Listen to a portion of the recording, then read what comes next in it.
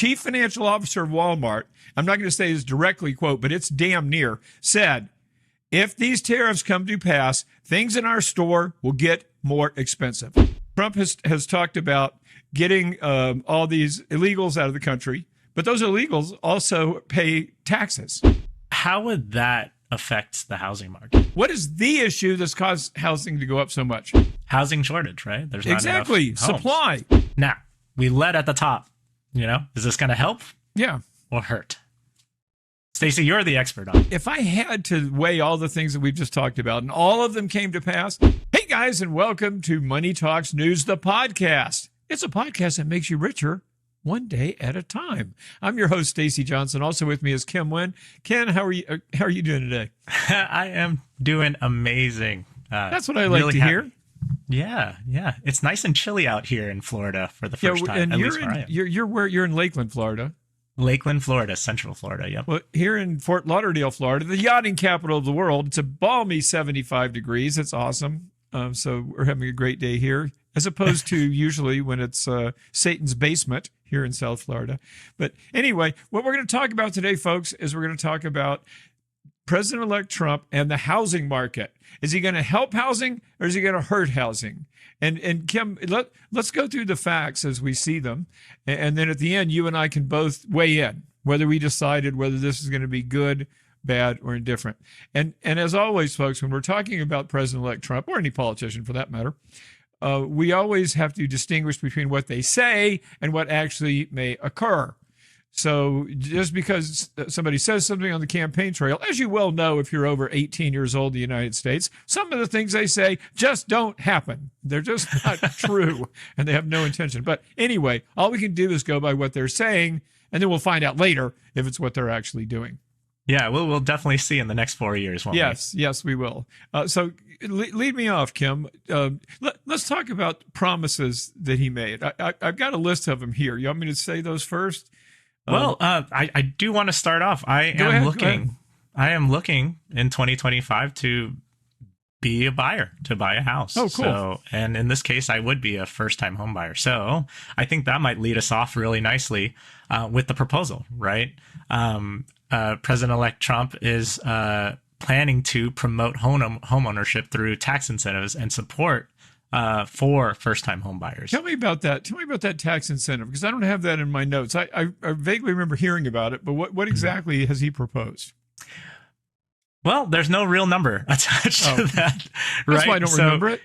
Yeah. So he's promised, his promise is to use tax incentives to support first-time home buyers, but he hasn't put a dollar value to it. And we don't know specifically whether that is going to be repaid or like it was last time. So just to kind of preface back, the Fed offered this a tax break for first-time home buyers back in 2008 to 2010. Actually, this was signed by President Obama. What was it then? It was a tax credit worth up to $8,000. Oh, I do remember that. It didn't apply to me because I owned a house then. But you know, and some folks out there, if you're feeling confused, now there was a proposal by Kamala Harris to give people $25,000 down payment assistance. And so if that's in the back of your mind, that candidate did not win. Okay, so that's not what's happening here. So as much as that sounded nice. What's that? What's that, Kim? As much as that sounded nice on paper. Yes. But anyway, now here's some promises that Trump made on the campaign trail. Bring down mortgage rates. Cut costly red tape. Open federal lands to development. And deport millions of people across the country that are here illegally. Now, those are the things I wrote down. Kim, do you have the same things on your list? Yep, okay. Those align with mine. Let's go over those. Let's go over those one at a time. Let's talk about bringing down mortgage rates. How is he going to bring down mortgage rates?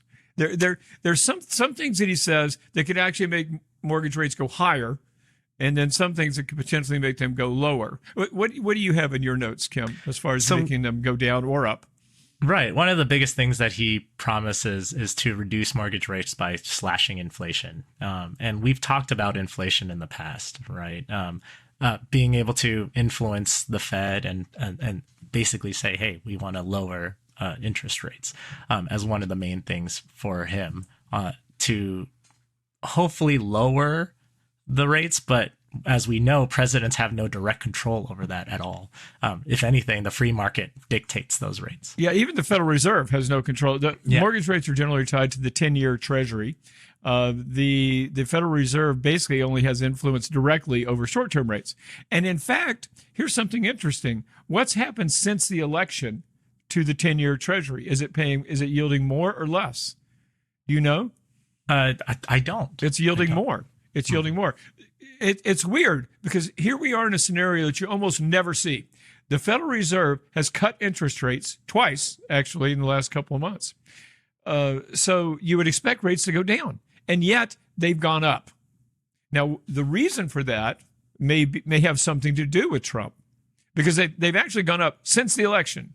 And can you hazard a guess as to why, Kim? The one, I'll give you a couple reasons, but the main one, do you know? Is it because the Republicans are taking over? No. It's because of tariffs. Tariffs. Because gotcha. He has promised, and we said at the outset, can't often believe what a politician's telling you, but you know what? Believe this: he's going to start deporting people, and he's going to start, he's going to start establishing tariffs and deporting people. I believe those things are going to happen for sure. Okay, now how do tariffs make interest rates go up? They do that because when you have tariffs, now Trump has said in the past, China's going to pay the tariffs, or whoever we're importing from is paying the tariffs. That's BS. That is not true. When you have tariffs on imported goods, the people doing the importing are the ones who pay the tariffs. And in fact, Walmart announced their earnings this week. Kim, did you see that? No, tell me more about that. They did really well. But one of the things the chief financial officer of Walmart, I'm not going to say his directly quote, but it's damn near, said, if these tariffs come to pass, things in our store will get more expensive. I mean, said it in black and white. So now when prices are raised, what do we call that? We call that inflation. Inflation. Yeah. And so now, is any of this going to happen for sure? Maybe not. And I'm not trying to say something, negative about Trump necessarily, but tariffs will raise prices. Rising prices are inflation. And inflation also, another thing that could create higher interest rates is the federal deficit. Now, Trump has talked about getting all these illegals out of the country, but those illegals also pay taxes. That's withheld from their pay. They pay Social Security too, which they're not entitled to receive. But anyway, so without that, so we're going to have lower taxes. Also, he wants to extend the tax cuts that were established in 2017. Great for people who make a lot of money. So you've got lower tax revenue, and then the deficit is huge. Interest rates are higher. Therefore, the interest on the deficit is huge. So the deficits get bigger and bigger. The government crowds out private lenders, and interest rates go up.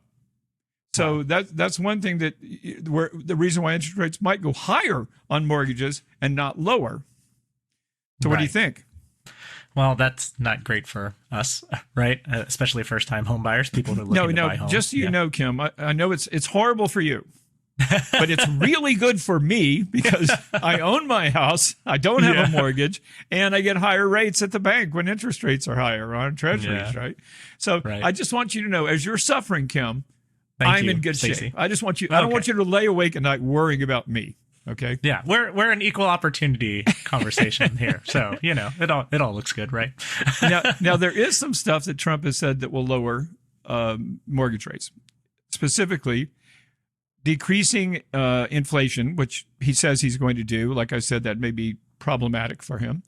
Also, he says he's decreasing deficits, which also may prove problematic if you're bringing in less tax revenue. Mm-hmm. Now, he also is, though, going to, these tariffs also have another side to them, which they may increase prices, but also it brings money into the federal government, money that he says can offset some of the increasing deficit. But also, here's what he's literally said about why interest rates will go down on mortgages. Lower energy costs through more drilling, and that's disinflationary, of course. And then also appointing Elon Musk, the world's richest man, to slash government spending. Mm-hmm. I think it's kind of ridiculous, frankly, me personally, that I don't think Elon Musk, I don't think that his needs and wants are aligned with the majority of Americans. But anyway, if they slash government spending, then obviously that helps the deficit. So that could bring down rates as well. Absolutely. So we've been talking a little bit about a lot about lowering mortgage rates. One of the things that you brought up that I thought was really interesting was stopping illegal immigration, right, coming in. And under Trump, he's talked about securing the border, deporting illegal aliens, and reversing the open border policies put in place by the Democrats, right? Yeah. How would that affect the housing market? Okay, so let's talk. We talked about rates. What's another major issue? What is the issue that's caused housing to go up so much? Why have housing prices? Shortage? What? Right? Why? Housing shortage, right? There's not exactly enough homes. Supply. Yeah. So let's talk about supply. He's called for cutting regulations that'll help builders build faster. He's talked about using federal lands to build housing. And that could be beneficial, especially if you live in the West, where there's tons and tons of federal land, like where I used to live in Arizona, also in New Mexico, California, Nevada, however they say it now. For our listeners, can you give us some examples of what federal land means in this case? Well, I mean, if you go to Arizona, I mean, there's Tucson and Phoenix and Flagstaff, and basically everything else, not everything else, but there's a lot of federal land there. Some people they lease it from the government to have cattle on it, stuff like that. But there's a lot of nothing out there, and a lot of that nothing is owned by the federal government. Right. So maybe that's going to make things cheaper. And now let's get back to immigration. If you've got, let's say in Los Angeles, you've got 100,000 illegal immigrants, and now they're going to leave. Well, that's a lot of empty houses. Mm-hmm. So that could bring down, so now we've got more supply and less demand because, there's millions fewer people, or 100,000 in this case in Los Angeles. And so that could also bring down the cost of housing. Now, on the other side of that coin, who's building all these houses? I was just going to ask. A lot of them are illegal immigrants. Right. So that could raise the cost of housing. So there's a lot of variables here that could go in different directions. But in the meantime, I think there's some stuff here that's good, and there's some stuff that's bad, and there's some stuff that may not even happen. I mean, actually, you think about tariffs. And in fact, we had this conversation on a podcast, Kim, you and I, when he said he's going to put a 60% tariff on China and 20% on everyone else in the world, or something like that, every other country. Well, maybe he's just threatening that, and when you talk about immigrants, maybe when this news gets out, when they all listen to this podcast, they start self-deporting, right? They don't want to be in a camp. Mm-hmm. They start leaving voluntarily. So a lot of this stuff, may not actually occur. If we get concessions from China or from Europe by threatening tariffs, those tariffs may not ever come to pass. And then inflation thereon may not come to pass either. So right. A lot of this stuff may not happen. So let's recap. We have 4 main things we've been talking about, right? That Trump is proposing. We have tax breaks for first-time home buyers, opening up federal land and reducing regulations, stopping illegal immigration, as we just spoke about, and lowering mortgage rates. Yes. Now, we led at the top. Is this going to help? Yeah. Or hurt? Stacey, you're the expert. And it's funny. It's funny, Kim, because I asked you that question when we started the podcast. I have no answer of my own. Yeah, I should have thought of it. I don't know. It's hard to say. If I had to weigh all the things that we've just talked about, and all of them came to pass, I think it's probably going to help the housing situation. Yeah. I think I'm in the camp of wait and see. As I'm looking at other things, other ways to increase my own wealth, and housing obviously is one of those levers to pull, but there are other ways, right? Yeah. So I think I might be in the wait and see camp. Yeah.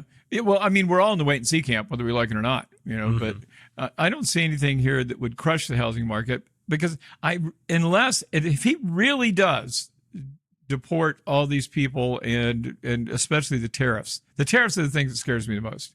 Right. I think if he really does bring in tariffs, it could be inflationary, and that can't be good for anybody, whether buying a house or not.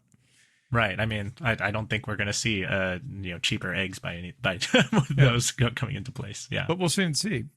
In the meantime, it's time for us to go, right, Aaron? Our producer's in my ear. Yep, we're done. Okay, so we're gonna stop there. But before we do, I want to thank you for listening to our podcast, watching our podcast, and Kim is just about to tell you all the places where you must go next to subscribe to Money Talks. Where can they find us, Kim? Absolutely. We are on all the social medias. We are on Facebook, Instagram, Twitter. And if you're watching us, you're seeing us on YouTube, most likely. So please make sure to subscribe or follow us on all these social medias. And we would really love it if you signed up for the newsletter, because we will be delivered right to your email newsletter, as well. That's right. And all I care about is this, Kim. I just want these people to love us half as much as we love them. Yeah. I know I love you, Stacey. Thank you. Back at you, big guy. Okay. Thank you. You guys have a great rest of your day. And look for us next time. We'll see you right here. See you soon. Bye-bye.